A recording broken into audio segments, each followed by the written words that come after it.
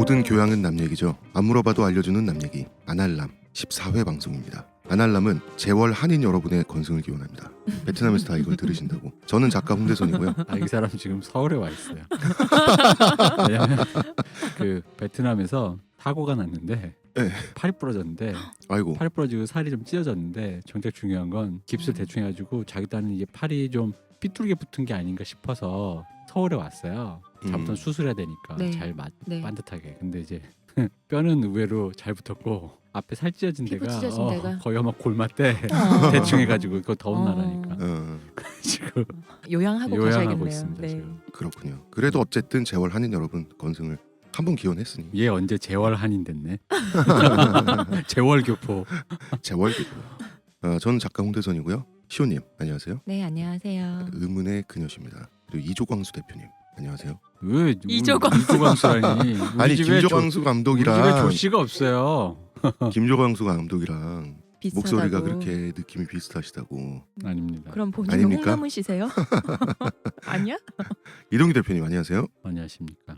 예, 우리 방송이 이번 주에 뉴스 시간입니다. 아이튠즈 집계로 전체 팟캐스트 중에서 48위에 올라갔어요. 48위 한번 찍었죠. 그렇죠. 우와. 네. 영화 귀향 특집의 충격에서 드디어 회복이 됐습니다. 역시 귀향은 거대한 상대였다. 하지만 살아서 돌아왔다라는 소식을 전하고요. 두 번째 뉴스. 지난번 방송이 얼핏 들으면 우리 팟캐스트 청취자 대부분이 진보 성향 유권자들이 많잖아요. 심기를 거스를 수 있는 내용을 우리가 했죠, 사실은. 그런가요? 얼핏 들으면. 얼핏 들으면. 얼핏 들으면 얼핏 보면 그럴 수 있죠. 우리가 귀향으로 어디까지 떨어졌지? 제가 한 1700위 뭐 이렇게까지 봤는데 1700위가 있어? 아니 그러니까 몰라요. 뭐 순위 내가 700위를 봤는지 그냥 없는 1700 방송 됐던 거 아닌가요? 예, 없는 방송이었었어요. 일단 1700위까지 세준다는 건 음. 굉장히 집요한 통계다. 이게 사실상 존재하지 않는 방송이나 마찬가지인 방송이 잠깐 됐었는데 그래서 역시 고품격 인문학적 탈모 방송 아날람이 아닌가 이렇게 좀 저는 자뻑하는 시간을 지난해 방송 듣고 진짜 깜짝 놀랐어요. 내용은 분명히 우리가 얘기했던 내용이 맞는데 리버럴님께서 그렇게 유려하게 말씀을 하셨나.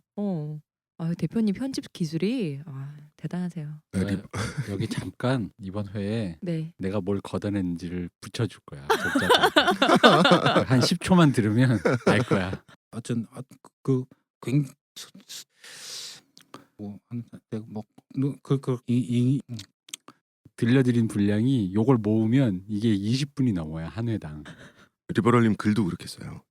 그 제목부터 비문이에요. 한 문장이 한 달락이고 장난 저희 아니야. 방송으로 리버럴님 처음 접하신 분들은 리버럴님 그런 이게 비디오 방송도 했었잖아요. 그거 보시고 나면 깜짝 놀라실 거예요. 아닌데.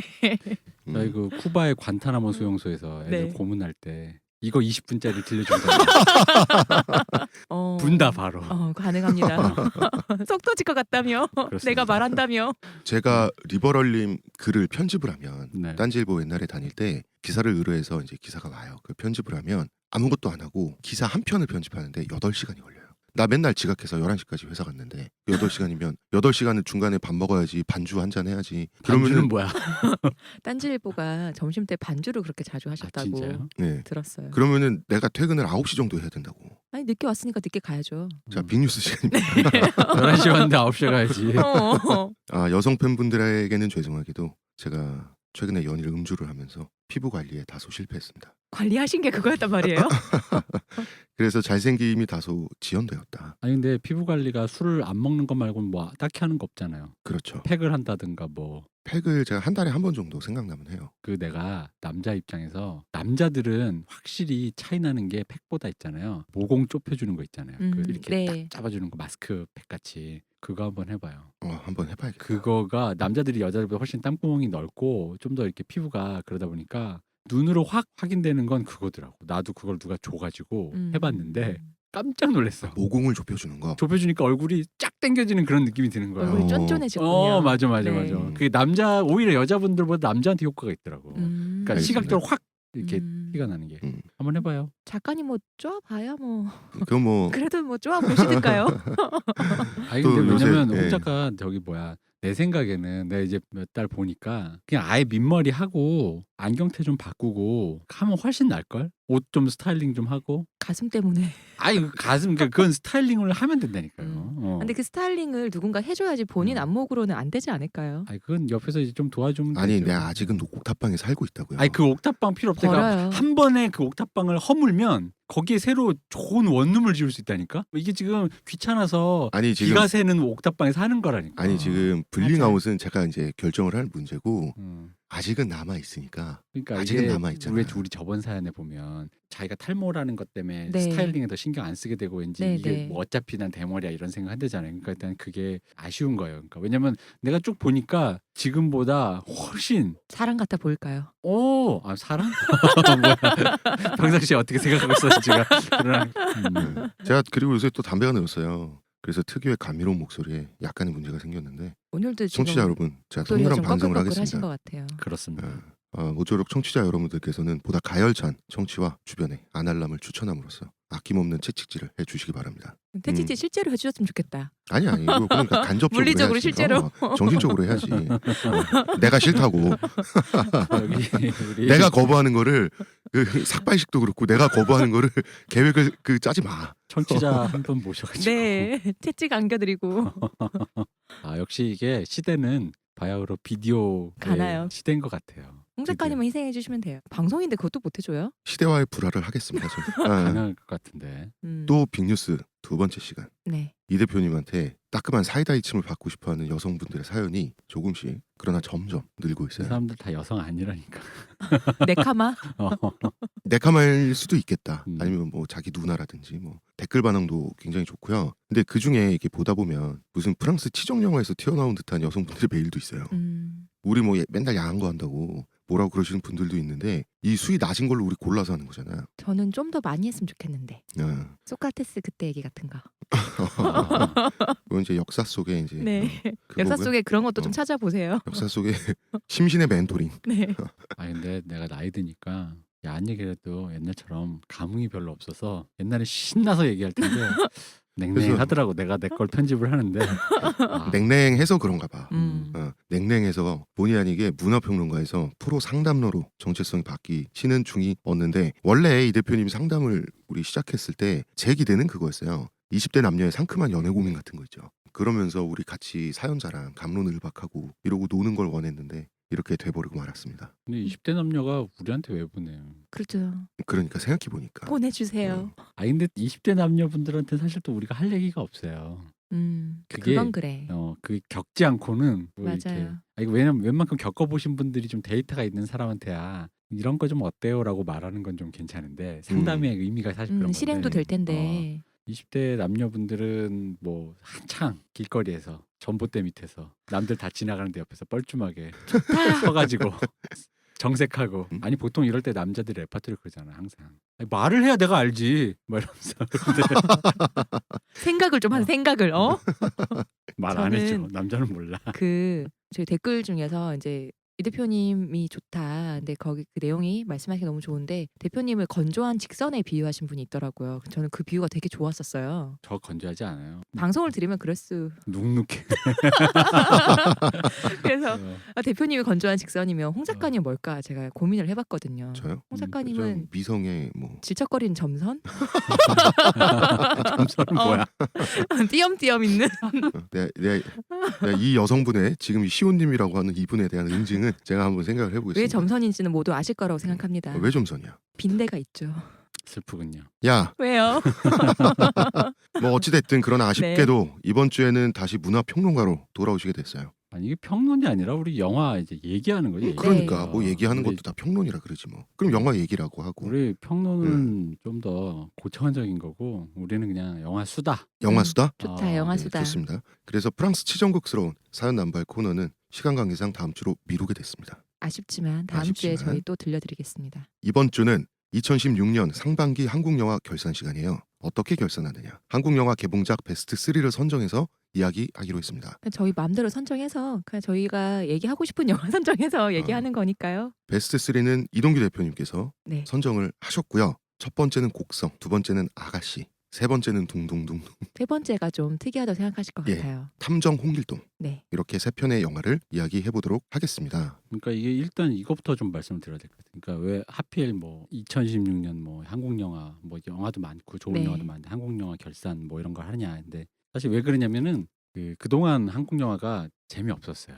그러니까 CJ나 쇼박스나 롯데가 만드는 롯데는 사실 또 아니야.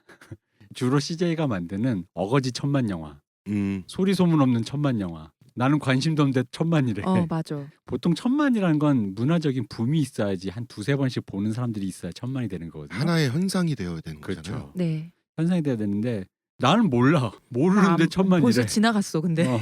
그 관심도 없는데 그러니까 한마디로 좀 솔직히 냉정하게 얘기하면 재미도 없고 관심도 없고 그래도 혹시나 해서 이렇게 왜냐면 자국 언어로 하는 영화 문화 콘텐츠라는 건 이 매력이 있잖아요. 그렇죠. 언어만 알아듣는 게 아니라 문화를 같이 공유해서 보는 거니까. 근데 이제 그런 거를 보는데도 재미가 없는데 음. 간만에 좋은 영화가 한꺼번에 터져 나왔는데 음. 그러니까 물론 이제 탐정 홍길동 우리가 얘기할 때 좀 얘기하겠지만 이게 역시 거장이 좋은 감독이 돌아오니까 이 얘기를 하면서 갑자기 또 밀려드는 슬픔은 그런 거죠. 이분들이 또 이제 한 5, 6년 쉴 거 아니야. 3, 4년. 그럼 또 그동안 우리가 또 견뎌야 돼. 또 그동안 또 가뭄을 견디며. 관심 없는 천만 영화. 근데 나는 요즘에 그런 생각을 바꿨어요. 옛날엔 솔직히 이 관심 없는 천만 영화, CJ가 만드는 이상한 영화 네. 이런 거에 대해서 약간 반발의 감정이 있었는데 관들을 싹쓸이해서 천만을 억지로 시키는 거니까. 그렇죠. 네. 그런데 요즘은 갑자기 이런 생각도 들었어. 어떤? 이 사람들이 돌아올 때까지 CJ가 한국 영화 지켜줄 것 같은 거야. 아. 영화 산업이 사라질 뻔했는데 또 그렇네요. 어쨌든 굴리고 있다. 왜냐면 생각해봐요. 음. 박찬욱 감독님은 저번 작품 아예 헐리우드 가셔서 하셨고 박쥐 때도 콜롬비아 영화사가 있고 곡성은 20세기 복수사가 지원했잖아요. 그러니까 네. 이분들은 사실 한국 영화계에 안 계셔도 맞아. 얼마든지 하실 수 계시거든요. 음. 근데 이제 어쨌든 이분은 한국 분이시면 한국 영화 감독을 배출한다는 의미에서는 한국 영화 씬이 있는 건 참 중요한 건데 네. 그렇죠, 그렇죠. 근데 한국 영화 씬이 요 따위인데 요런 상황에서 이 판을 지키고 있는 건 누군가? CJ. CJ가 두둥. 지키고 있다. 두둥. 어떻게 보면 CJ가 뭔가 한국 문화 산업에 어떤 뭐라고 해야 돼? 이 부흥의 깃발을 들고 하고 있는 게 아닌가. 근데 그나마 돈이 안 되니까 어떻게든 똑같은 좌석인데 무슨 VIP네 BVIP네 뭐 이런 거 하면서 짜내서 어떻게든 막 짜내서 막. 짜내가지고 그야말로 뭐래도 턱선 뽑아서 머리에 이식하고. 그러니까요. 그러니까 마치 이걸 지켜야 돼. 뭐 그런 거 있잖아요. 음. 모두가 친일파가 되더라도 나는 여기서 이 지켜야 땅을 돼. 일단은 우리가 지키고 있어야. 나는 창씨 개명 안 할 것이야. 다시 수복될 때 내가 돌려주지 뭐 이런 건가요? 그러니까 모두가 수입사 돼가지고 헐리우드 영화 네. 어벤져스 이런 거 수입할 때 아니야 한국 영화를 만들어야 돼 하면서 강동원 데려와. 이러면서. 왠지 그런 생각을 하는 게 아닌가라는 그냥 잠깐 왜냐면 너무 반갑게 영화가 나왔는데 생각해보니까 이 사람들이 3, 4년 쉬는 동안 제가 아까 말씀드린 한국 영화 볼 게 없다 그랬잖아요. 네. 그럼 만약에 나 같은 경우 재미없으니까 안 본다 치면 그럼 3, 4년 동안 한국 영화라는 게 한국인이 만든 영화라는 게 응? 그렇죠. 그죠? 고갈돼 버릴 거 아니에요. 그죠. 그렇다고 해서 뭐 이 사람들이 무슨 세계 영화 조합 이런 게 있는 게 아니어서 네. 단편 영화 잘 찍었다고 뭐 미국이나 뭐 어디서 데리고 가는 건 아니잖아요. 그렇죠. 그러니까 박찬욱 감독님도 뭐 계속 영화를 찍다 보니까 잘 된 거지. 맞아요. 한 방에 막 무슨 영화 천재 도착 이렇게는 안 했거든요. 그럼요. 그러니까 그런 의미에서 확실히 무조건 욕할 것만은 좀 더 아니다. 역시 세상엔 다 양면이 있군요. 그렇습니다. 양면이 네. 있는 것 같다라는 생각을 좀 해봤습니다. 알겠습니다. 자, 그럼 첫 번째 곡성 이야기 해보도록 하겠습니다.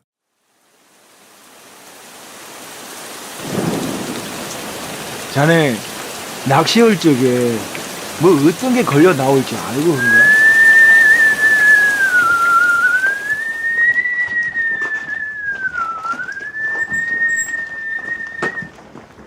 그놈은 낚시를 하는 거요. 뭐가 딸려 나올지는 몰랐겠지 지도.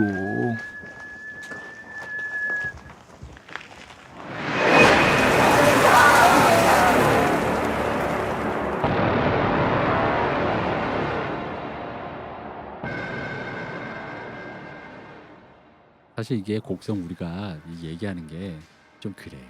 이 수많은 사람들이 이 영화 이미. 갖고 근데 그래서- 곡성도 그렇고 아가씨도 그렇고 너무나도 많은 논평이 나왔잖아요.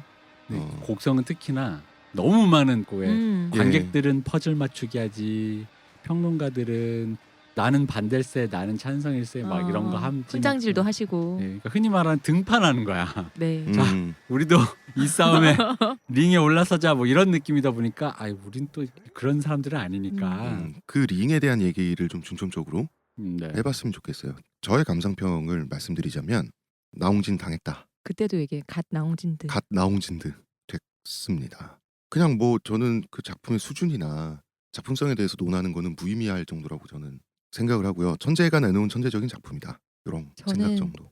나홍진 감독님 전작들을 다 보진 않았는데 잘 만들고 좋은 영화인 건 알겠지만 전 보기가 힘들어서 잘 안 봐요. 못 보겠더라고요. 그렇죠. 그런 영화는 있지. 그리고 피가 난무하고 어딜 자르는 것까진 좋아. 근데 이 자르는 거를 오롯이 내 몸으로 왜 고통이 똑같이 느껴지는 그런 영화들 있잖아요. 그런 영화를 별로 좋아하지 않아요. 차라리 쪼는 영화는 좋아하는데 창자를 꺼냈는데 그 창자가 내 창자인 것 같고 이런 느낌의 영화를 좋아하진 않거든요. 근데 생각해 보면 전작까지 만약 다시 보잖아요. 그럼 막상 구체적으로 보면은 의외로 박찬욱 감독님이나 다른 여타 한국 영화의 그 폭력을 묘사하는 수위에 비해서는 네, 나홍진 감독이 그 폭력 직접적인 묘사의 디테일은 그렇게 높진 않아요. 맞아요. 그렇긴 한데 의외로 그렇긴 그 되게 한데, 신기해요. 근데 막상 보고 나면 엄청난 걸 본 것 같이. 본 것 같아. 네. 막. 그런데 전작에 비해서 저는 보기가 훨씬 수월했어요. 15세입니다. 그러니까 그리고 저는 보기 전에 나홍진 감독님 그 인터뷰가 있었는데 인터뷰에서 자기는 곡성이 코미디 영화라고 생각한다고 그래갖고 아니 맨날 그런 영화 찍으시는 분이 무슨 저런 소리야 하고는 가서 봤는데 코미디 영화 맞더라고요. 그렇죠. 되게 재밌었어요. 네.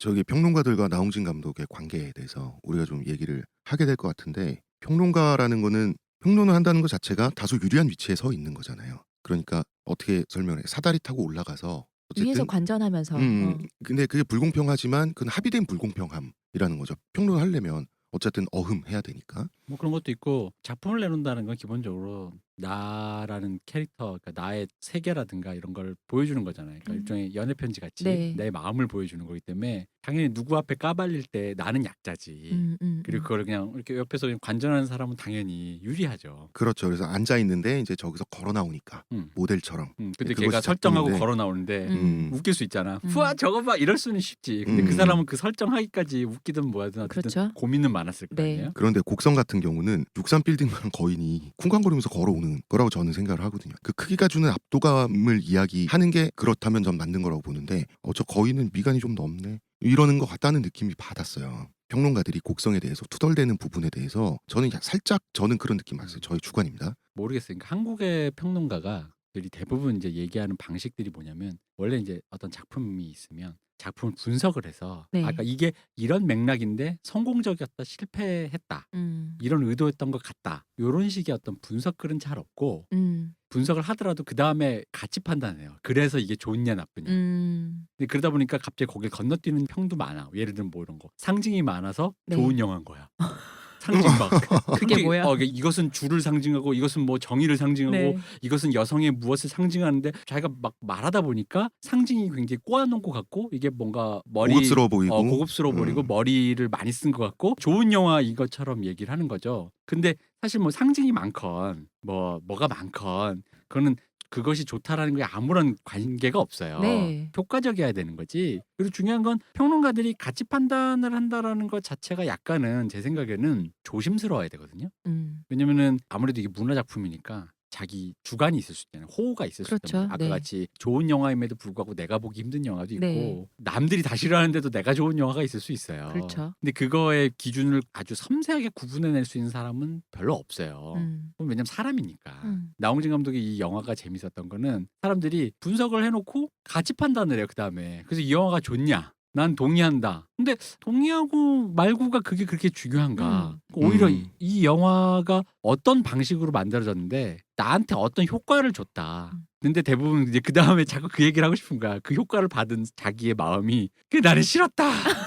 혹은 나는 너무 좋았다 이건지. 나를 따르라. 근데 그리고 어떤 사람들은 관심법 해가지고 거기서 나오는 시골 사람들은 뭘 상징하고 저건 뭐고 이걸 다 조합해보면 저 사람이 정치적으로 올바르지 않아 이런 평을 하는 사람들도 있어요. 왜냐면은 퍼즐놀이라는 건 사실 곡성에서 우리 이번에 이제 퍼즐놀이를 사람들이 많이 했잖아요. 네. 사람들이 저건 뭘 상징해. 근데 이건 전적으로 관객들이 참여 유희예요. 약간의 컬트적인 현상인 건데 그거를 평론가들이 같이 참여해가지고 그거를 해석을 하고 있으니까 물론 이제 우리가 천천히 얘기를 하겠지만 이 영화가 과연 무엇으로 해석되어진다고 그래서 그게 정답인가에 대해서 이 영화는 오히려 그런 유의 뭐랄까 정답을 피해가고 있거든요.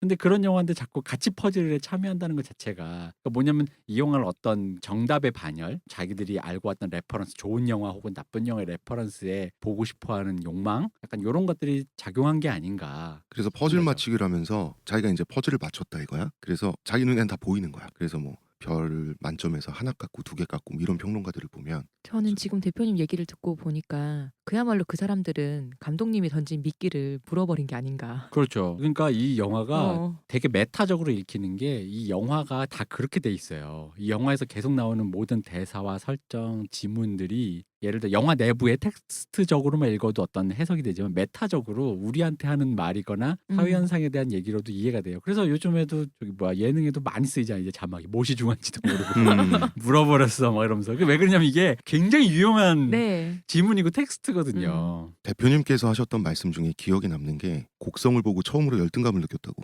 네. 예, 어떤 맥락으로 그런 말씀을? 그러니까 이제 이게 아마 예술 교육을 공부를 해보신 분들은 다 아실 거예요. 그러니까 어떤 자기가 좋아했던 자기가 공부했던 장르에서 어떤 이제 플레이어가 나왔을 때 대충 보면 나도 알고 있는 문법을 조합해서 만든 근데 약간 나랑 다른 아이디어라든가 뭐 내가 생각하지 못했지만 저건 아이디어구나 요런 차원의 건 다들 이제 분석을 해보면서 나도 그럴 수 있겠는데라는 어떤 약간 뭐 실제로 될 수 있는지 모르더라도 그러니까 자기가 배웠으니까 자기 눈에 보이니까 어쨌든 내가 아는 길을 저 사람도 걸어갔기 때문에 그건 뭐 그럴 수 있겠네라는 저런 저렇게 갔겠네 이런 게. 드는 거죠. 근데 이제 가끔 예술가 중에 중력 탈출을 하는 사람들이 있어요.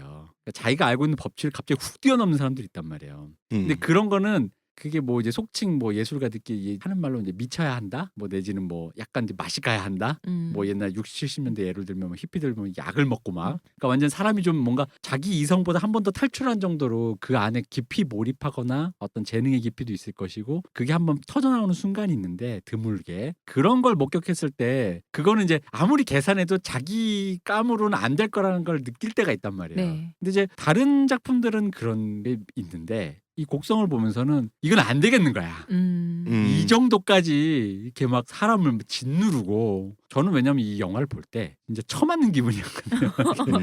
카운트 펀치를 계속 나오지 감독이 스크린에서 뛰어나가 나를 두들겨 패는 기분이었거든. 근데 정작 15세야 뭐 되게 잔인한 것도 없어. 네. 근데 왜 이렇게 처맞는 거지? 근데 나를 이렇게 막 진짜 코너로 몰고 가는 이런 기분은 나는 일단 이런 정서도 없고 하려 그래도 못 하겠는 거죠. 그러니까 오히려 예를 들어 물론 이건 제가 그렇게 잘한다는 건 아니지만 예를 들자면 이제 우리 좀 이따 얘기할 아가씨 같은 경우는 분석을 해보면 네. 아 저건 조금 더 계산하고 섬세하게 생각하면 저럴 수도 있겠다라는 지점들이 있어요. 근데 오히려 곡성은 이걸 너무 탈출을 해버린 거예요. 왜냐하면 시나리오 작법적으로도 과감하고 그 연출상의 어떤 테크닉적으로도 과감하고 근데 이 과감이라는 게 뭐냐면 배운 사람들은 약간 이 중력 탈출이 뭐가 있냐면 이게 과감하게 뻔뻔하게 자기 확신이 있어야지 갈 수 있는 거예요. 야성이 야성이죠. 있어야지. 왜냐면 안 그러면 왜 그런 거 있잖아. 말을 하는데 문법이 틀리는데 이래도 되나? 우리 흔히 말하는 왜 발음에 대한 강박 있잖아요. 외국 만나면 콩글리시로 해도 되잖아요. 네. 외국에도 다 알아듣는다고. 우리도 이상하게 말해도 알아듣잖아요. 근데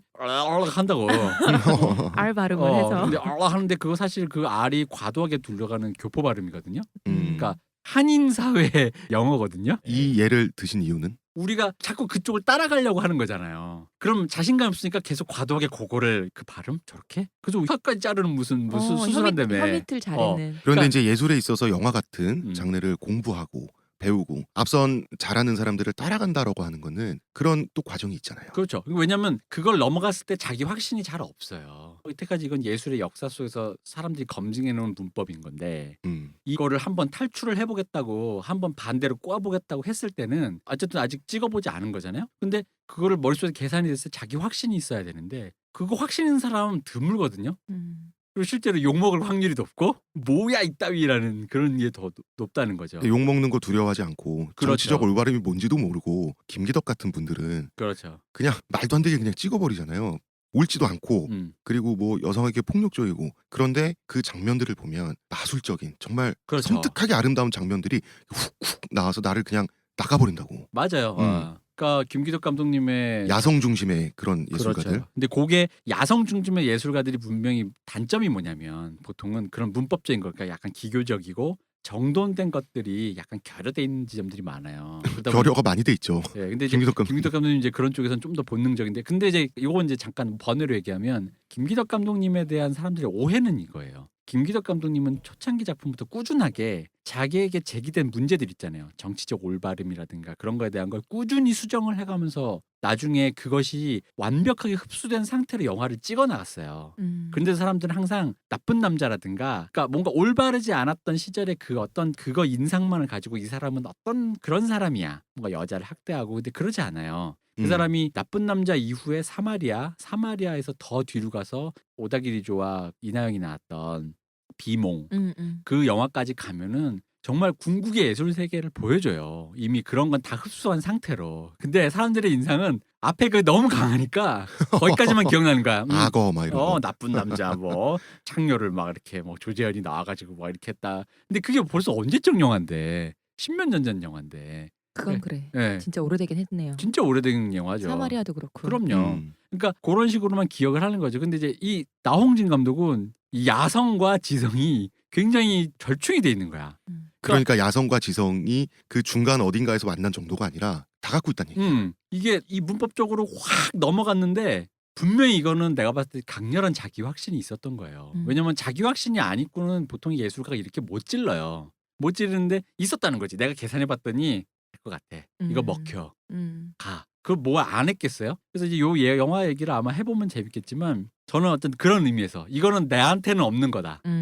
그런 의미에서 열등감이랄까? 그러니까 열등감이기도 하고 경외심 같은 거죠. 야, 한국에도 이런 예술가가 있구나. 왜냐면 한국에서의 예술가라는 건 대부분 우리가 알지만 서구에서 들어온 이식된 예술의 세계의 문법을 정교하게 구현하고 막 기술적으로 막 자기 자유자재로 해내는 사람들을 한국에서는 예술가로 쳐준 경우가 많거든요.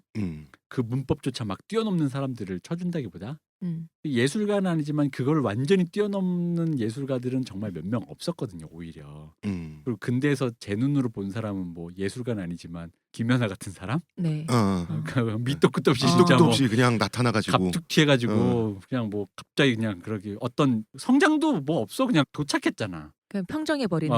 그런 거밖에 본 적이 없거든 나는. 근데 이제 영화라는 게 한국 영화도 그랬고요. 근데 이제 그런 의미에서 되게 세계적인 흐름 속에서도 굉장했다. 게다가 지금 전 세계 영화가, 저는 그런 생각도 했어요. 남자 영화. 네. 흔히 말하는 약간의 한남 영화. 네. 특히나 아저씨들 나오는 요거 이제 그 저기 뭐야, 동인지 문화로 네. 요런 표현을 쓰시더라. 계곡알탕 문화.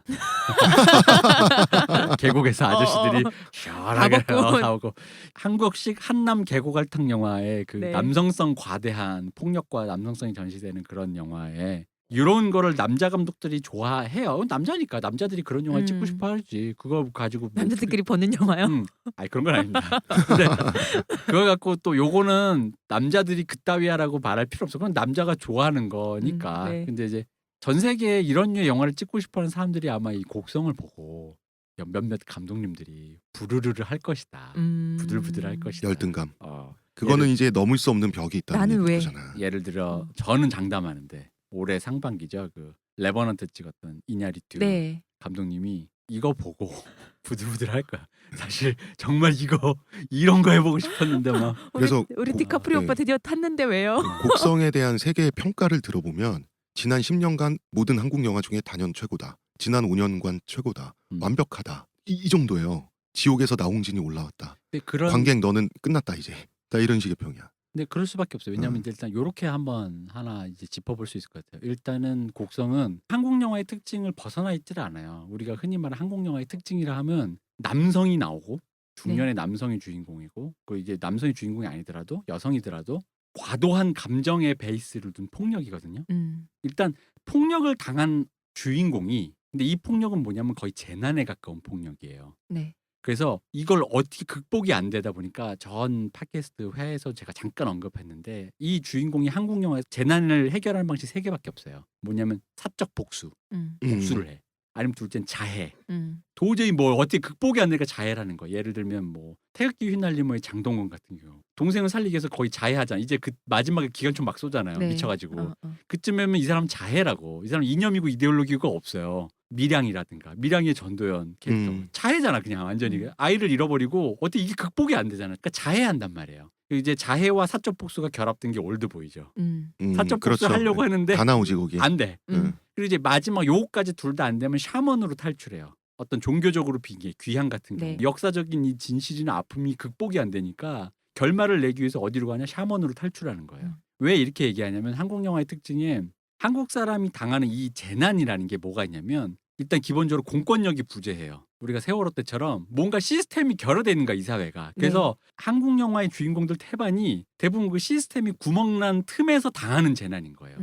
추격자의 그 여성, 네. 직업 윤락 여성 같은 경우인 거죠. 네.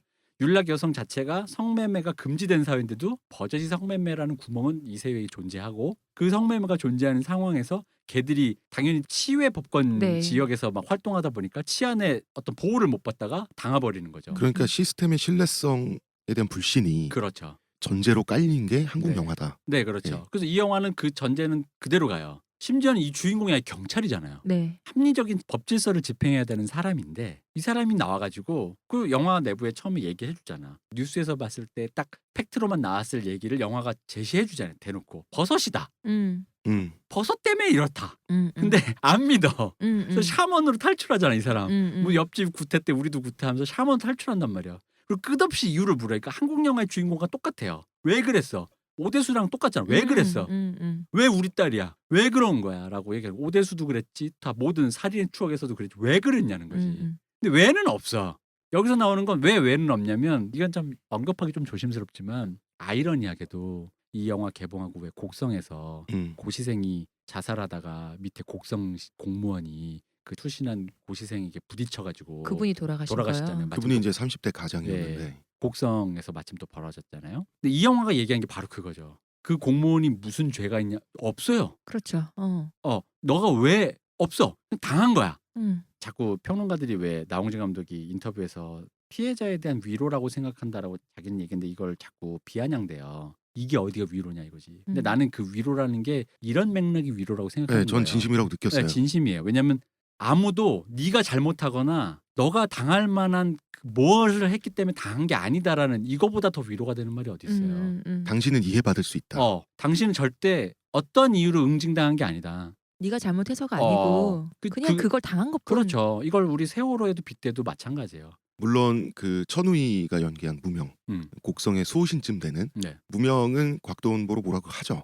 뭐라고 하죠. 네가 뭘 잘못했고, 근데 그 잘못은 뭐 했죠. 시체 유기도 하고 뭣도 하고, 그리고 어쨌든 경찰인데 사적 그 폭력을 집행하려고 하고 한 부분에 대해서 잘못은 했지만 그 이해받을 수 있는 잘못이잖아. 그게 우리가 그 영화를 보면서 곽도원을 이해할 수 있잖아요. 그리고 이 영화가 형식적으로 탈출하는 이유가 뭐냐면은 방금 말씀하신 무명이 어떤 얘기를 설명해 주잖아요.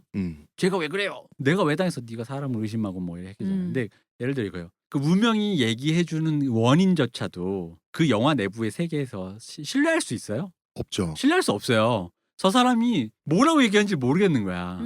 그게 맞는 이유일까? 심지어 그녀가 존재하는지조차도 맞아요. 모르겠는데. 근데 우리가 바로 그 예를 들어 실제 사계에서 그런 피해자들, 아까 그런 곡성 공무원이라든가 세월호 같은 얘기를 해봤을 때 수많은 얘기의 분석글이 나오지만 그게 진실의 일면씩은 담죠. 네. 그럴 순 있지. 근데 곡성의 주인공의 딸린 그 효진이가 그런 일을 당해도 마땅하다라는 거의 이유는 안 돼. 아무리 뭐 그랬다고 해서 그렇게 되지 않을 수 있어. 세월호가 그렇게 했다고 해서 그 배가 그날 안 자빠질 수도 있어. 그냥 마침 애들을 내렸는데 다 내리고 이제 정박했다가 쪼그러질 수도 있는 거지. 이게 배가 어떻게 잘못돼가지고. 근데 그건 모르는 거야. 그 영화가 그렇게 해서 그거를 흔히 말해 인과관계를 철저하게 부시고 있거든요. 영화 문법적으로, 영화 내적으로. 근데 재밌는 건 그래서 여기서 메타적으로 한 말. 왜 처음 영화 시작할 때 그 성경에 이게 뭐죠? 누가복음이었나요? 예. 보는데도 믿지 못하느냐 이러면서 감독의 말이기도 해요. 왜냐면 보세요. 영화 문법을 파괴해요. 일단 요건 좀 이따 말씀드릴게요. 영화를 또 문법을 파괴하면 보통은 관객들이 익숙한 문법이 안 나오면 당황한단 말이에요. 몰입이 잘 안 되니까. 그럼 영화를 볼 때 몰입이 안 되니까 재미가 없겠죠? 재미가 없으면 짜증이 나겠죠? 그러면 그 이해가 돼요. 근데 여러분 아시겠죠? 이게 어마어마한 몰입감을 선사하잖아요. 네. 그러면 어마어마한 몰입감을 선사했는데 영화가 문법을 다 파괴했어. 심지어는 말도 안 돼. 인과관계도 다 파괴해버렸잖아. 보고 나도 뭐가 뭔지도 모르겠고. 그러면 감독님이 해주는 말 같기도 하는 거. 아니 내가 재밌게 해줬잖아. 왜 믿지를 못해. 보고도 믿지 못하겠느냐. 이게 내가 만든 영화 언어야. 음. 나중에 회수하지 않는 복선. 이거 맥커핀이라고 하잖아요. 네. 맥커핀이 난무하는 영화인데 정말로 영화 자체가 맥커핀이야. 그럼요. 영화감 자체가. 있게 영화가. 그 감독의 말이기도 한 거야. 내가 보여줬잖아. 재밌는 거 보여줬잖아. 저는 이 영화의 주제가 그냥 인생이라고 보거든요. 네. 그러니까 뭐 그런 불행이 일어나는 과정 속에서 사람들이 불행해지기도 하고 아니면 운 좋게 그냥 무탈하게 계속 살아가기도 하는데 인간의 숙명이고 운명의 불확정성이잖아. 네. 그 얘기를 하는 것 같고 사람은 자신에게 닥친 비극을 다룰 수도 없고요. 다룰 수 있으면 비극을 안 당했겠지. 이게 마치 그거 우리 어릴 때 개미 지나갈 때 개미굴 같은데 물 뿌려본 적 있어요? 있죠. 그런 거. 그러니까 그런 느낌. 개미 입장에서 내가 무슨 아기가 있어서 그런 것도 아니고 개미 입장에서는 절대 모를 거 아니야. 그렇죠. 근데 개미는 그 안에서 어. 물에 갇힌 상태에서 빠져나오거나 하려고 최선을 다할 수밖에 그렇죠. 없잖아. 근데 그리고 걔들이 원인을 찾아봤자 모르잖아. 음. 그리고 심지어는 원인. 내가 당해도 싼 이유를 몰라. 나는 그냥 개미인데. 개미굴에서 나와서 열심히 일개미로 살았는데 여왕개미 알 만났는데 이게 웬 날벼락이 하잖아요. 그렇다고 가만히 있을 수도 없죠. 그렇죠. 개미는 움직여야지. 이해할 이해할 수 없는 상태에서. 그렇다고 이해할 수 없다고 해서 또 생각을 안 할 수 없어 사람이. 그렇죠. 이게 뭔 일인지는 또 우린 또 생각은 또 해야 돼. 그리고 그 곽도원처럼 좌충우돌 이거 하고 저 사람 믿었다가 이 사람 믿으면서 헤맬 수밖에 없는데 그게 인생이라는 점에서는 저는 이 영화의 완결성은 완벽하지 않나. 비판의 여지가 과연 있는가? 전 없다고 봐요. 그러니까 이제 이 비판의 쟁점을 한번 얘기해 보면 될 것 같아. 그러니까 여기서 이제 이런 얘기부터 시작하면 될 것 같아. 그러니까 세계 어디나 예술가가 갑자기 뭔가를 튀어낼 때는 네. 당연히 굉장히 치명적인 반발들이 있어요. 근데 이제 한국이 그런 쪽에서 과연 좀 더 유연한가? 그러니까 내국인이 그걸 했을 때 왜냐면 우리 늘 얘기하지만 우리 또 떡밥 또 던지네. 박진영 특집에서 한국이 기본적으로 사대주의로 사람들을 지식인을 교육하기 때문에 내국인이 무언가 세계 수준의 위치에 올라갈 때 약간의 그 뭐랄까 끌어내리기 같은 네. 그런 심리가 들 때가 있어요. 네. 이거는 솔직히 그 난 자체를, 아닌 그 자체를 박수 쳐주지 못하고. 네네네 나는 아닌데라고 하겠지만 난 솔직히 얘기할게. 난 대학교 시절에 그런 거 있었어. 그래도 뭐 단편 영화인데 누가 잘 찍었다 그러면은 이씨 이런 거 있잖아. 그런 게 왜 없어? 그거 뭐 잘 찍냐고. 그거 뭐 별로던데 이렇게. 그게 왜 없어? 그게 다 있지. 그럼요.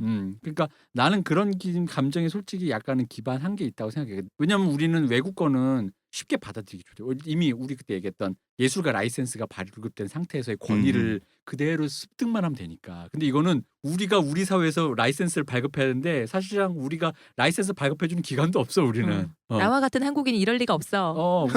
우리나라에 뭐 그러니까 깐데가 있어 뭐가 있어. 우리나라 평론가들도 몇몇은 이렇게 보면은 자기는 인색하게 평을 했는데 외국에 나와서 너무 찬사를 받으니까 이 영화가 뭔가 좀 배알이 틀렸어. 그럼 이걸 어떤 식으로 해석하냐면 외국인들이 못 본 거를 나는 더 자세하게 본 거야. 이 영화의 분제점을. 그렇죠. 이런 식으로 가더라고 사람들이. 이 주화인마에 빠져가지고 이제 막 그 로컬을 자세히 봤다는 게 수준이 뭐냐면, 그러니까 외국인이 잘 못 보는 그 로컬에 우리만이 볼 수 있는 네. 어떤 상징이나 기표 같은 게 뭐가 있냐고 해서 기껏 나온다는 게 굿 얘기하는 거 아니에요? 아니, 일본인 외국인 혐오, 곡성 전라도 아, 이런 수준이라는 거야. 맞아. 근데 이 평은 되게 일배스럽잖아요. 네. 근데 기껏 일배를 욕하는 어떤 지식인이 이런 평과 그러니까 이 평이 한다는 소리가. 평이 같아지는 게 어딘가 지적으로 변곡점이 생겨가는 부분인 것 같고 되게 웃기거든요. 그러니까 그럴 순 있지. 이게 그렇게 보일 순 있지. 근데 네. 아니 자기가 그렇게 느꼈다고 그게 곧 진실이 되는 게 아니잖아. 진실도 아니고 예를 들어 이런 거죠. 어떤 게 상징하는 게 A랑 B가 있는데 A가 좀 더 작고 궁극적으로 의미는 한 7, 80%는 거의 B에 가깝다 그러면 A는 폐기 처분이 돼요. 보통은. 그잖아요. 그렇게 볼 수 있지만 뭐 그건 좀 그렇게 보기엔 좀 감독도 그렇게 생각하진 않겠지. 너무 짜치다 이런 거 있잖아. 네. 근데 그걸 굳이 가져와서 아니야. 이게 내가 감독마저도 모르는 감독 내부연의 심리의 심연에 있는 걸 내가 드디어 파악해. 나 감독의 뇌 해면체에 있는 걸 내가 그러니까 거예요. 영화 평론이 정신 분석하기 좋아하는 거지. 네. 그래서 실제로 정신 분석학이라고 어떤 그런 걸 툴을 갖다 대가지고 얘기를 하는데 그 무슨 정신 분석의 관심법이지. 그러니까 궁예지 궁예. 궁예하니까 생각나는데 궁예가 그 드라마에서 그러잖아요. 마구니가 있도다. 당장 때려 죽여라. 그런 식이에요. 근데 왜 그러냐면 이 영화가 약간 그런 것도 있어요. 예, 나홍진 감독이 현장에서 들려온 어떤 안 좋은 소문. 소문 안 맞나요? 좋은 소문. 진실. 소문이라고 해두죠. 네. 근데 저는 그때도 얘기했지만 예술가와 작품 분리해야 되기 때문에 그리고 제가 알고 있기로 영화는 다른 예술 장르에 비해서 집단 예술이기 때문에 감독이 컨트롤해야 되는 게 너무 많고 너무 스트레스가 많아요. 그래서 제가 알고 있는 한 위대한 영화 감독 중에 영화사에서 악마가 아닌 사람 없어요. 스티븐 스필버그가 신사 취급받는 것도 이 사람한테 엄청난 자본이 이 사람이 영화 찍는 걸 도와주게 되고 나서부터고, 조스를 저예산으로 찍을 때는 저예산으로 그 완성도를 뽑아내야 되잖아. 어느 정도로 배우들을 괴롭혔냐 그러면 배우들이 살인 모의를 실제로 했을 정도였대요. 그래서 스티븐 스필버그를 어떻게 죽여가지고 바다에 빠뜨리면 조스가 먹겠지. 감독이 그냥 실족사했다고 이렇게 하고 그 증거를 어떻게 없애고 이런 얘기까지 나왔을 정도로 스티븐 스필버그가 악마였다 그러더라고요. 왜 그 나스타샤 킨스키라는 유명한 배우의 아버지가 되게 유명한 진짜 배우예요. 그분이 출연하신 악일의 신의 분노라는 영화가 있어요. 이게 독일 뉴저먼 시네마의 위대한 영화 감독인 베르너 헤어조그 감독님이 하신 거거든요. 근데 이분이 저기 남미에 가서, 이게 이제 내용이 남미에 뭐 이렇게 뭐 찾아가는 건데, 그러니까 그런 동네 가야 될 거 아니야. 뭐 이렇게 네. 정글에 가야 될 거 아니야. 네. 찍는데 너무 힘들 거 아니에요. 응. 나중에 그 사람들이 진짜 반란 모의를 했는데 감독님이 총 들고 연출했어요. 죽여버린 거예요. 진짜로. 그리고 뭐 여러분 좋아하시는 저기 니콜 키드만이 출연했던 라스 폰 트리에가 만들었던 도그빌이라는 영화에 네. 보면 그 영화 칸막이가 없잖아요. 칸막이가 그 있다라고 영화 설정했잖아요. 그럼 보면 저쪽에서 애들이 아역 배우들이 줄넘기를 하는데 여기서 니콜 키드만이 강간당해요. 그거 사실 되게 윤리적으로 찍기 어려워요. 네. 근데 악마들은 하는 거야 원래. 왜냐면 그게 해야 엣지가 살거든. 그건 맞아. 그건 엣지가 살거든. 우리 곡성에서도 여기 아역이 굉장히 연기 잘하잖아요. 네. 근데 심리적으로 굉장히 부담스러웠을 거야. 너무 힘든 연기 했잖아요. 힘든 연기인데 근데 이게 아역이 안 하고 아역이라고 퉁치고 어려 보이는 성인 여자 연기자가 했다? 요런 엣지 안 나왔겠지.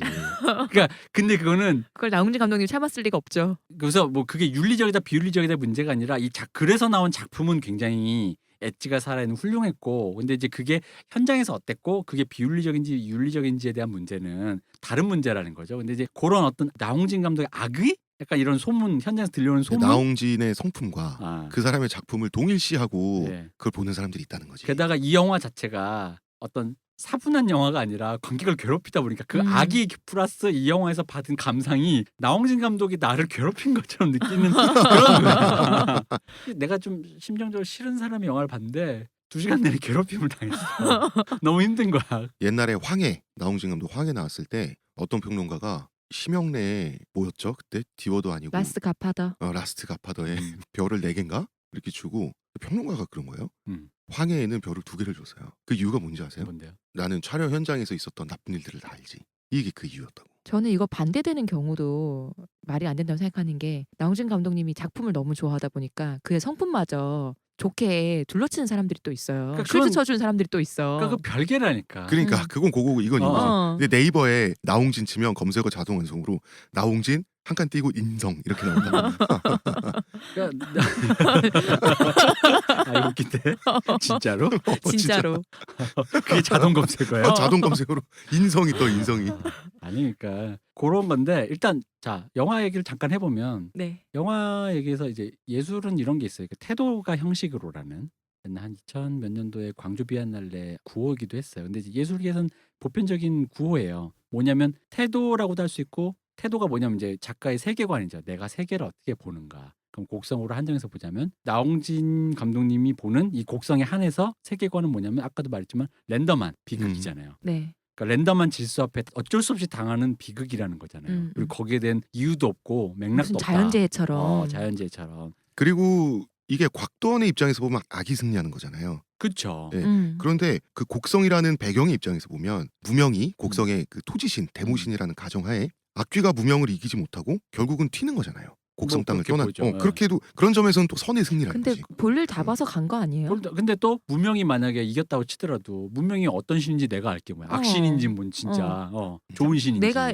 악신인데 다른 놈이 들어오는 거 꼴 보기 싫어서 그럴 수도 그치. 있잖아요. 그러니까 모르는 거야. 음. 무명이 그냥 그 외지인이 않았더라도 무명이 그대로 야 뭐 우리 곡성을 관리하겠다, 관장하겠다 했는데 그 사람이 악신이어가지고 애들을 괴롭히고 그럴 수 있잖아요. 그건 그럴 수도 모르는 거지. 그것도 모르는 거지. 그래서 외국인 선교사가 들어와서 여기 귀신 들린 땅이다 이러면서 또 이럴 수도 있다고. 그러니까 그건 모르는 거야. 그 단계까지 확장되면 주인공은 곡성 자체가 되는 거죠. 그렇죠. 나홍진 감독님 보고 있는 이 태도, 테마라는 건 그런 건데, 이 태도를 형식으로 만드는 게 제일 예술의 최고 단계예요. 그게 뭐냐면, 가장 중요한 건 사람들이 주로 착각하는, 영화가 타임라인의, 그러니까 시간의 예술이다 보니까 영화가 스토리가 있잖아요. 네. 근데 스토리가 중요한 영화는 원래 영화 자체가 가지고 있는 속성 중에 하나지 그것이 다는 아니에요. 왜냐하면 스토리가 너무 강화된 영화는 오히려 문학의 시녀라는 비아냥도 들어요. 왜냐면 당연하지 영화는 책 읽으면 되지 굳이 왜 영화로 그렇죠. 풀어주냐고. 그렇지 굳이 영화라는 어. 장르가 왜 필요한가? 왜냐면 영화는 영화만의 독창적인 테크닉과 영화가 보여주는 성취가 있는데 굳이 뭐 내가 얘기를 뭐 그런 거 아니잖아. 근데 여러분이 감동적인 장면 어렸을 때 뭐 수십 개 보셨던 영화들 중에 인상 깊었던 장면 보면 오롯이 영화적 특질이 샀을 때의 경우거든요. 예를 들어 그라비티 같은 경우 본 적도 없는 풍경을 내 눈앞에 보여줬을 때 그 광활한 쾌감 있잖아요. 그거는 이 영화만이 갖고 있는 성취란 말이에요. 그건 문학도 뭣도 아무것도 아니란 말이야. 근데 이제 대부분 문학의 시녀로서의 영화로만 이해를 하다 보니까 이게 서사의 정합성이 이상하게 안 맞는 거야. 아까 말했듯이 뭐 누구야? 문명이 우리 편이야? 예를 들어 모든 그런 걸 다 인과관계를 다 해체를 해요. 근데 어떻게 해체하냐면 영화적 언어까지 해체를 해버리는 거예요. 뭐냐면 여기서 이제 영화적 언어를 사용하다 말지. 그렇죠. 그러니까 일반적으로 비트래요. 그러니까 우리가 얘기하는 고전주의 연속 편집이라 그래서 그 헐리우드 클래식 스타일이에요. 설명을 좀 해드리자면 영화 편집 몽타주라고 하는데 영화를 한 컷, 그러니까 쇼트라 그래요. 한 컷 찍고 한 컷 찍고 해서 그걸 붙이잖아요. 그러니까 이게 붙인다라는 의미는 기계적으로 편집인데 이 편집을 했을 때 어떤 심리적인 효과가 발생해요. 앞장면 다음에 뒷장면이 어떤 장면이 다른 장면이 들어왔을 때 이게 1920년대 러시아에서 이제 영화를 하시던 꿀레쇼프 이펙트라 그래가지고 꿀레쇼프는 영화 감독이 해본 거예요. 이반 모주인이라는 뭐 우리로 치면 이제 뭐 그런 안성기 같은 배우를 데려다 놓고 네. 그냥 무표정하게 뭔가를 쳐다보는 이반 모주인의 씬을 찍어서요. 그 장면 앞에 음식, 울고 있는 여자, 그리고 아마 웃고 있는 애, 뭐 대충 이런 각각을 붙여놓은 거예요. 거죠. 근데 사람들이 반응이 다른 거야. 이반 모주인은 그냥 무표정했는데 아 정말 음식을 먹고 싶어하는 것 같다. 아 저 울고 있는 여자를 보고 있는 저 슬픈 눈빛, 아기를 보고 있는 저 행복한 얼굴 이렇게 보는 거. 근데 나는 모주인한테 같은 씬인데. 디렉션을 준 적이 없어. 모주인 보고는 무표정으로 있으라 그랬는데. 그러니까 여기서 어떤 심리적인 그게 나온다라는 거죠. 네. 이게 이제 편집이 갖고 있는 심리학적 기제예요. 요게 이제 그 다음에 나와서 몽따주까지 된 건 뭐냐면 그 당시에는 이제 아 그럼 요거 다음에 요거 붙이면 요런 상황이 되겠는데 이제 나중에는 의미까지 나오는 거야. 예를 들면 뭐 높은 데서 위치해서 총을 쏘고 있는 독재자 화면 하단에 배치해서 민중들이 총을 맞고 쓰러져가. 그럼 이 앵글의 배치를 커트로 붙여놓고 보니까 더 억압적이고 더 폭력적이고 어떤 그런 장엄한 그런 여러 가지 심리적인 효과들이 계속 발생하는 거예요. 이게 마르크스 이론이랑도 약간 합쳐져 있어요. 그러니까 마르크스의 정반화 변증법적 이론 있잖아요. 그러니까 어떤 컷 반 어떤 컷이 반대되는 합쳤더니 컷? 합으로 어떤 의미가 발생한다. 아니 그럼 소련에서 현대 영화가 엄청나게 발전했던 이유가 다 관련이 있는 거네요. 네, 그렇죠. 근데 이제 이념하고? 이게 이념이랑도 관계 있고, 근데 엄밀하면 이건 미소 중심의 미국의 영화 고전기 천재들과 함께 같이 서로 주고받은 거예요.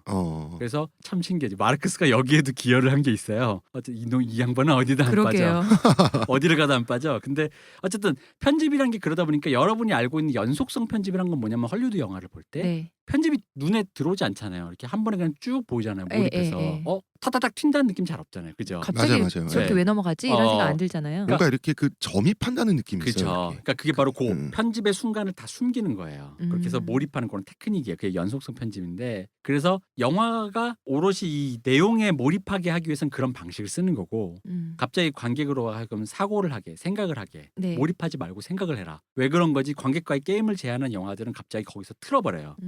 막 이렇게 해체해버리는 거지. 예를 들어 이제 곡성으로 다시 돌아가서 곡성에서 가장 유명한 장면 뭐야? 굿장면이잖아요. 네. 그럼 굿장면을 보면 이게 이제 교차 편집이란 걸 했어요. 뭐냐면 예를 들어 와리가리. 아까 우리 홍 작가 늦었잖아요. 네. 저랑 시온님 홍 작가 뒷담화를 이렇게 하고 있는데 열심히 뛰어오고 있는 홍 작가 걸 커트 보여주는 거야. 그래서 홍 작가는 전혀 모르고 우리는 뒷담화를 치고 있고 근데 사실 알고 보니 녹음이 되고 있어. 방송이 되고 있어. 이런 류의 편집이 이게 어떤 심리에 근데 그렇게 붙여놓으면 사람들은 이게 연관이 있다고 생각을 네. 하는 거예요. 그러니까 우리가 영화를 보면서 훈련된 것도 있고 심리적으로 아까 기본적인 심리적으로 그렇게 연관이 되는 거예요. 그럼 우리는 곡성에서 굿장면을 봤을 때 황정민이 연기한 일광이 살을 날릴 때 네. 당연히 살이 일본인한테 간다고. 외지인한테 가니까 외지인이 또 뭘 하잖아요. 외지인이 그 살을 방어하려고 함께 하고 있는 도수를 막 줄 쓰는 알았죠. 거야. 네. 그렇게 생각을 하겠지. 네. 근데 나중에 보면 이제 어쨌든 설정상으로 외지인과 일광이 같은 편이고 네. 또 실제로는 또 그렇게 효과적이지도 않았잖아요. 네, 네. 그럼 어떻게 된 건데 자세히 보면 살이 효진이한테 가는 것 같기도 해. 효진이가 굿이 진행돼서 더 괴로워해. 아마도 그런 아마도 어. 감독은 끝까지 아마도 자기가 그런 거라고 생각한다고 말해. 근데 이런 식이 또 뒤에 놓으면 외진이 뭔가를 막 하는데 그 네. 좀비처럼 살아나잖아요. 네, 네. 그러니까 이게 붙여놓고 보면 외진이 했기 때문에 좀비가 살아났고 일광이 살을 날리는데 저 사람이 도술로 방어하고 있다 이런 느낌을 이해를 하는데 이게 다 나중에 영화적으로 보면 해체가 돼버렸잖아요. 네. 그런 것도 아니야. 네네. 좀비도 그렇게 살아난 것 같지도 않아. 그냥 살아난 것 같기도 해. 굳이 일본인이 안 한 것 같고 심지어 저 사람이 좀비가 아닐 수도 있어. 그냥 그냥 죽은 버섯 줄, 먹고. 죽은 줄 알았다가 맞아요. 잠깐 깨어나 이런 거야. 그러니까 이 영화적으로 언어가 다 해체된 거예요. 아니면 그 모든 것이 그렇죠. 사람들이 집단적으로 버섯을 먹고 본 환각일 수도 있어요. 맞아요. 그 모든 음, 영화가. 그러니까 이게 내용이. 전체적으로 영화가 그렇게 설계되니까 그러니까 우리가 알고 있는 연속성 편집에 의해서 그런 류의 언어들을 다 해체를 한 다음에 그럼 해체한 이유가 있었을 거 아니야. 이 해체가 아까 태도라 그랬잖아요. 네. 해체한 이유는 자기 태도에 기인한데 그 태도가 뭐냐 이 영화의 테마. 그런 인과관계가 없다고. 이 세계가 인과관계가 없다니까. 그 인과관계를 없기 위해서 영화적 언어의 인과관계도 해체를 해버린 거예요. 그러니까 내가 이 영화를 보면서 생각했던 인과관계. 아이고 외지인이 좀비를 만들었네. 일광이 살을 날 외지인 죽게 생겼네라는 인과관계조차 다 박살이 나는 거예요. 그러면 맞잖아. 언어를 해체한 논리와 언어가 해체돼서 영화에 드러난 내용이 일맥상통하잖아. 그럼 이거는 어쨌든 간에 정합성이 맞잖아요. 네. 그런 의미의 정합성이 맞잖아요. 그런 의미에서 음. 정말 완결성이 저는 모르겠습니다. 제가 좀 이 영화에 대한 감정이 제가 좀 과잉일 수도 있는데 나홍진 감독님 굉장히 예, 좋아하시잖아요. 저는 그냥 완벽이라고 생각했거든요. 그런 차원에서. 그러니까 저도 그렇게 생각해요. 그러니까 그래서 제가 의미의 중력 탈출이란 말을 한 거예요. 이런 식으로 문법을 영화의 내부의 테마, 세계관을 설명하기 위해서 언어까지 철저하게 뒤집고 파괴하면서까지 그래서 다시 그 재조립해버렸다라는 거는 되게 보기 드문 순간이에요. 그러니까 흔히 말하는 사적인 순간이라고. 영화 사적인 순간이라고. 네. 영화를 공부하신 분들은 알겠지만 영화사에서 모더니즘 감독님들이 하셨던 작업이거든요. 그러니까 이거를 처음 봤다고 자꾸 우기는 평론가들이 있는데 처음 본 게 아니에요. 예를 들면 그 제가 좋아하는 그 이탈리 감독 이름이 멋있는 미켈란젤로 안토니오니의 네. 이름 진짜 멋있다. 네, 미켈란젤로 안토니오니의 일식이란 영화를 보면 네. 초반 6분이 여자 주인공 모니카 벨루치가 우리로 치면 그런 거죠. 타워 팰리스 같은 데에서 남자친구랑 같이 있는 거예요. 네. 근데 그 남자친구랑 이제 오래된 연인이니까 재미가 없어. 뭐 타워 팰리스 같은 데 있다고 해서 그게 뭐 재밌겠어. 네. 그러니까 그 시큰둥한 마음 있잖아요. 네. 회색빛 마음. 나 음. 뭐 얘랑 있어 재미없고 그러다 보니까 이 천지에 좋은 이 타워 팰리스 같은 것도 내 눈에는 별론 거야. 라는 이 심리를 설명하려고 6분 동안 아무 대화도 없는 두 남녀의 장면이 나와요. 아무 대화도 없어.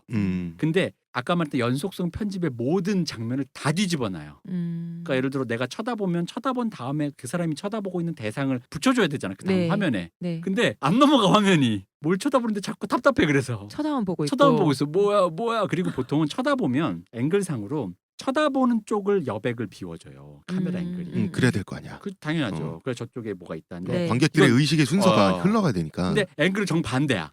내가 거의 프레임의 끝쪽에 위치해 있어. 쳐다보는 게. 그리고 뒤통수가 더 여백이 있는 거예요. 그러니까 앵글도 답답해. 그 다음에 나와야 될 컷이 안 나와. 그러니까 이런 식의 다 뒤집어 놨다고. 근데 그래서 나중에 뭐가 됐냐면 이렇게 답답하게 해놓으니까 뭐가 느껴져요. 바로 그 짜증. 알겠는 거죠. 그 짜증. 그 둘의 관계 사이에 그걸 알겠는 거죠. 뭘 봐도 의미 없고 어. 그것이 이제 그 영화 언어적으로 그 6분 안에 구현이 돼 있어요.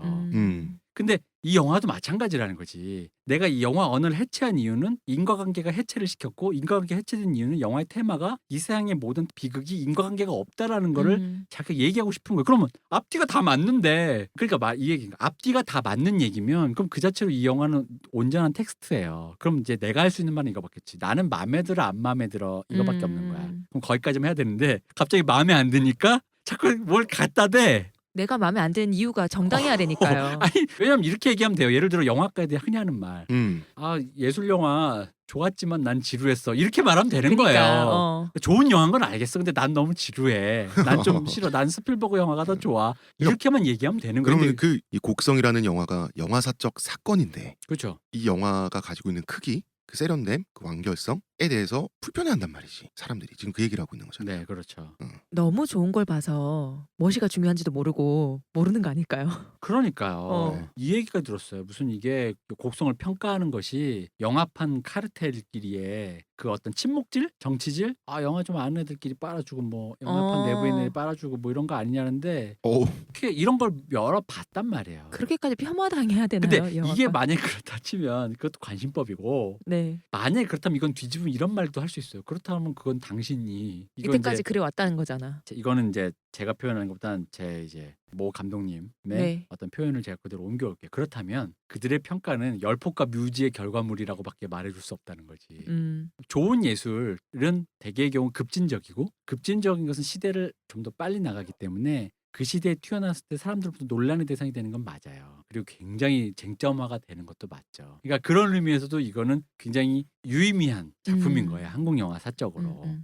그리고 엄밀히 말하면 어떤 세계 씬에서 이렇게까지 동급 레벨로 세계와 어떤 흐름과 같이 흘러가는 문화 장르는 엄밀히 말하면 한국 영화가 거의 유일한데 한국에서 네. 영화가 한국에서 그렇죠. 네. 아무리 케이팝이라도 여전히 군소문화고 세계와 같이 이렇게 교류하는 의미에 그러니까 그 조류와 거의 대등한 수준으로 같이 가는 건 한국 영화가 거의 유일할 거예요. 근데 이제 그런 의미에서도 세계사적으로도 제가 봤을 땐 굉장히 아마 지나고 나면 나올수록 더 고평가가 될 것이다 라는 생각이 들어요. 저는 이 영화를 볼 때쯤에서 왜 이 영화에 제가 이렇게 꽂혔냐면 원래 나홍진을 좋아하기도 하지만 저희 어머니가 이제 폐암에 걸리셔서 항암 투병을 하시다가 돌아가셨단 말이에요. 그러면 제가 이제 간병을 4년 했어요. 병원 보조 침대에서 출퇴근을 했는데 왜 이렇게 고통을 당해? 엄마는 담배도 안 폈고 뭣도 없단 말이야. 잘못한 것도 없고 엄마 정말 착하게 살았는데 왜 이렇게 고통을 당해야 되느냐? 전 정말 짜증이 나잖아요. 그리고 수술했는데 또 암 재발해서 정말 비참한 상태로 고통을 당하시다가 돌아가셨는데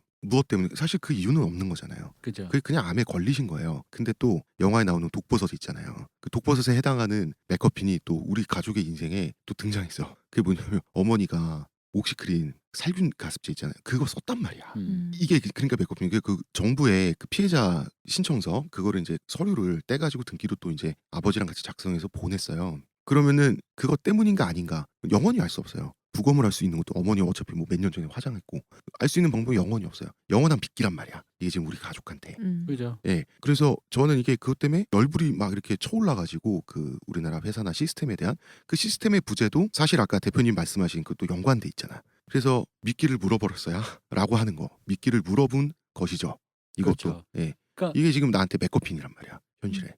요약해서 말하자면 세계 영화사에서 굉장히 특징적인 한국 영화의 특질을 총집합해서 네. 그 오롯이 그 한국 영화만의 어떤 것을 영화 언어적인 성취와 함께 이뤄냈다. 저는 이렇게 생각을 해요. 이게 그러니까 이식된 것, 나 저거 해보고 싶어. 저런 세련된 거 그게 아니라 정말 한국 영화. 아까 말한 좀 폄하자면 계곡알탕 그리고 어떤 그런 류의 모든 것들이 총집합되어 있는 거죠. 저는 얘기 들을수록 그냥 생각나는 게 그러니까 어떤 수학 문제가 있는데 어마어마하게 어려운 수학 문제 사람들이 그거에 대한 이미 나와 있는 푸는 법이 있는데 아예 푸는 법을 새로 제시한 느낌이에요. 그렇죠. 아예 새로운 것. 그리고 이 영화가 장면이 얼마나 아름다운지에 대한 얘기도 빼놓지 않고 한마디는 진짜 해야 예뻐요. 됐거든. 네, 정말 풍광이 너무 예뻐서 하나하나 미술품이잖아. 곡성에 가보고 싶긴 장면이. 한데 무서워. 저. 나 곡성 가보고 싶어졌어. 이분이 이 자연광 때문에 네. 자연광에만 찍으려고 아무래도 자연광 자체가 굉장히 좋으니까 그럼 새벽에 일어나고 밤늦게 찍고 막 이래야 되는 거 아니에요? 굉장히 그거에 집착을 해서 네. 되게 열심히 찍었대요. 그리고 정말로. 빛과 그림자, 카메라 이게 영상 카메라든 사진기든 카메라라는 건 어쨌든 빛을 처리하기 위해서 빛을 처리하고 찰나를 해석하기 위해서 담는다는 게 네. 진짜 힘든 일인데. 만든 건데 그 빛 있잖아요. 네. 명암 대비 그림자, 밝은 부분 그런 것들이 너무 기가 막혀가지고 아, 진짜 너무 예뻐요. 곡성 너무 예쁘게 찍혀서 예쁜데 가보고 싶긴 한데 좀 무섭기도 하고. 아니야 난 가봐야겠어. 너무 아름다워. 곡성에서 장미 축제를 한대요. 대박 났다 이번에. 5월에 하는데 그리고 그 곡성 군수님이 무슨 뭐지 이 대문호는 그분 진짜 그분 엄청나.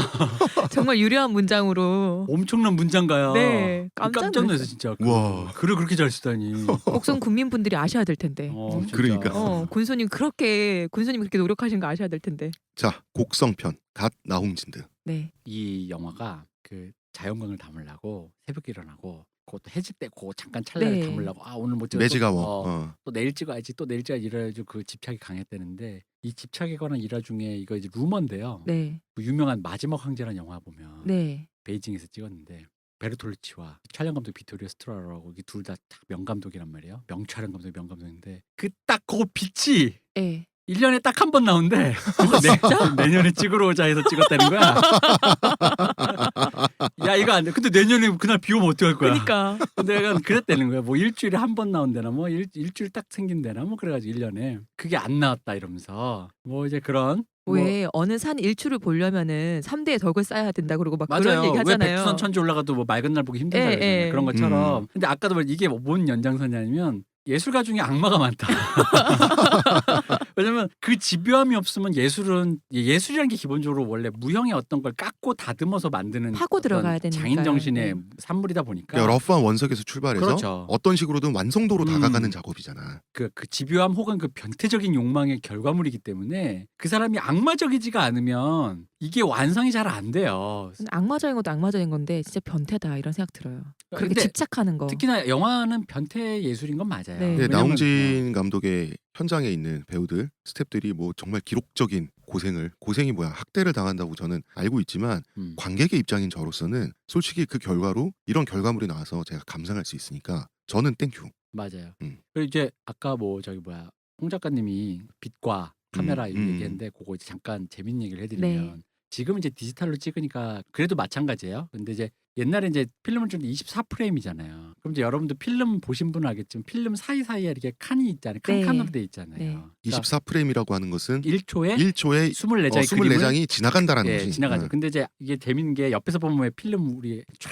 하고 지나가는 것처럼 보이지만 예. 아주 디테일하게 보면 뭐냐면 끌어내려서 잠깐 멈췄다 끌어내려서 잠깐 멈췄다 아. 이거예요. 왜냐면 흐르면 그냥 영화가 흘러버려요. 아. 이미지가 이렇게 흐르지 그렇게 정지된 그림으로 나오지 않아요. 그러니까 뭐냐면 굉장히 빠르게 굉장히 빠르게 탁탁탁탁. 예, 탁탁탁 예. 멈추는 거예요. 음. 근데 재밌는 건 보세요. 24프레임 1초 24라는 건 네. 24장이 보여주고 그러면 그 다음 장으로 가는 시간이 있을 거 아니에요. 예, 다음 예. 그림을 끌어내리는 넘겨지는, 거. 네. 즉 뭐냐면 48분의 1초의 네.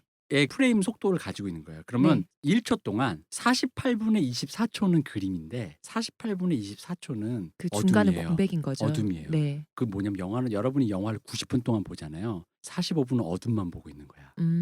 그래서 여기서 영화의 그 미학과 철학을 여기서 얘기한 사람이 있어요. 뭐냐면 45분의 이미지는 너희들이 보는 거고 그 어둠, 보지 않은 그 45분 동안의 어둠이 바로 거기서 의미라는 게 나온다라는 거예요. 그러니까 이 얘기가 약간 말장난 같지만 아까 왜 이미지와 이미지가 충돌해서 의미가 나온다 그랬잖아요. 네. 몽따주를 네. 얘기했잖아요. 바로 그런 맥락인 거예요. 그럼 그 공백도 이미지로서 나에게 충돌될 거니까. 그죠? 그 시간과 그 타이밍, 그 충격 네. 그리고 되게 재밌잖아요. 내가 막상 따져보니 45분 동안 몇십 명의 사람들이 어둠을 이렇게 쳐다보고 있는 거예요. 45분 동안.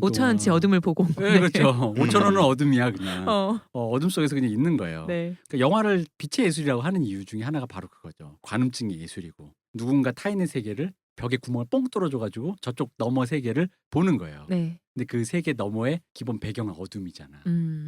결국 내가 나와서 네. 이 빛의 세계가 제거된 다음에 내가 이해할 수밖에 없는 세계인 거예요. 그래서 각자 해석이 다르잖아요. 네네. 바로 그런 지점에 대한 얘기들을 이제 뭐 영화를 호사가들이 음. 철학적으로 이제 뭐 이렇게 그냥 말장난 비슷하게 이렇게 있어 보이려고 이빨 까면서 우리 저번 시간 리버럴리 말씀하신 것처럼 이빨 까면서 하는 얘기. 과연 있어 보이네요. 네. 어디 가서 술자리에서 네. 뭐 영화 아는 얘기하실 척하기 때 좋겠는데요. 요거 맨스플랜 하세요. 네가 보고 있는 거의 반은 뭔지 아니? 어둠이야. 방금 그 한 번 더 부탁드립니다. 어둠이야. 자, 이 곡성. 표정을 보셔야 되는데. 곡성 갓 나홍진드. 곡성은 여기까지 하겠습니다. 아 이거 안 아, 물어봐? 나 아니야. 그리고 나 그 얘기 해야 뭐? 돼. 트위터에서 나왔던 얘기 있었잖아요. 곡성. 뭐야? 무엇이 존재했는지 모르지만 훈도시만은 존재했다. 아, 그치. 그러니까 영화가 그래 이런 얘기할 수 있다. 근데 영화가 네. 의외로요. 그러니까 사람들이 왜 헷갈리냐면 이 영화가 되게 상징이나 그런 게 뻔뻔하고 쉬워요. 대놓고 훈도시가 라서 같은 편인가? 뭐 이런 생각 그러니까요. 다 보여주잖아. 네네. 그러니까 대놓고 너무 뻔뻔하니까 사람들이 그러니까 오히려 당황하는 거야. 왜냐면 이런 너무 1차원적이니까. 그렇지. 어. 좀 더 뭔가 고급진 상징과 어. 도상학이 존재하지 않을까라고 자꾸 생각을 하는 거예요. 근데 하지만- 영화가 너무 뻔뻔하게. 대놓고 보여줘. 근데 좋은 감독님들은요 항상 되게 쉬워요. 항상 모든 영화 그래요. 아니 글도 그렇잖아. 그럼요. 좋은 글도 항상 쉬워요. 그럼요. 뻔뻔해요. 그냥 그래야지 오는 거지. 어려운 거를 그렇지 않아요. 자, 마지막 질문입니다. 이 대표님께. 이 영화의 장르는 오컬트물인가요? 근데 이거 왜 물어보는 거예요? 아니, 어. 오컬트물이 뭐냐는 거지. 아. 이걸 오컬트물이면 어쩔 거냐는 거지. 이 영화 오컬트 맞죠. 음. 오컬트라는 게 기본적으로 신비주의 초자연적인 현상을 다룬 건데 공포물의 한 장르거든요. 근데 사람들이 물론 그렇게 얘기하면 공포가 오컬트 아닌지 아니 공포 중에 무조건적인 초자연적이지 않은 존재가 그냥 일반인이 이렇게 하는 공포도 많아요. 네. 뭐 13일의 금요일 같은 경우 걔는 악마적이긴 하지만 사람이거든요. 음. 뭐 그런 것처럼. 그러니까 이제 초자연적인 현상을 다뤘으니까 오컬트인데 좋은 건 이거지. 이식된 오컬트가 아닌 거야. 창조된 오컬트. 왜냐하면 우리가 익숙히 봐왔던 거, 지역색, 샤먼, 거기에 무슨 종교적인 거, 뭐 실제적인 그림들 사이에서 창조된 되게 진짜 한국적인 오컬트니까 굉장히 의미가 있죠. 이런 장르에 있어서 이런 장르가 워낙 마이너하니까 한국에서는 또 잘 안 만들어지는데 만들어져도 기본적으로 외국의 걸 이식하는 경우가 많은데 이렇게까지 완성도 있고 이렇게까지 자연스러운 그림으로 만들어낸다? 굉장한 거죠. 그리고 오컬트물이라고 하면 또 난 아마 홍 작가가 이런 의미로 질문한 거 아니에요? 오컬트물이라고 하면 왠지 이 영화를 폄훼하는 것처럼 느끼는 사람들이 많아. 뭐 이런 B급 영화 장르 그러니까, 아니거든요. 예술 맞아요. 영화거든요. 뭐 예, 이런 거 그래서 있잖아요. 물어본 거예요. 네. 아니에요. 이거 오컬트 장르 영화예요, 그냥. 음. 장르 영화고 상업 영화기도 하고 그러면서도 예술적 성취가 있으니까 예술 영화로 분류할 수도 있겠죠. 그리고 스릴러이기도 하고 공포 영화일 수도 있어요. 아니 그걸 왜 다 가지면 안 돼요? 어. 왜 하나만 해야 돼? 다 할 수 있어요. 아니 그리고 그래서 한 질문. 감독님이 다 보여줬잖아요. 무엇이가 중요한지도 모르고 지금 그러니까 그런 얘기 할 필요 없고 무엇이 좋아하는지도 모르고 그리고 왜 오컬트 찍었겠어. 미끼를 물을 당신들이 보는 건 어둠이야. 그렇습니다. 자, 어둠이랍니다. 곡성 갓 나홍진드 네. 여기까지 하고요. 다음 네. 시간에 아가씨로 돌아오겠습니다. 감사합니다. 오랜만에 영화 수다하니까 재밌네요. 네 재밌고 좋아요. 네, 다음 시간에 뵙겠습니다. 내일 뵐게요. 이게 뭐야 이게? 배교. 어둠이래.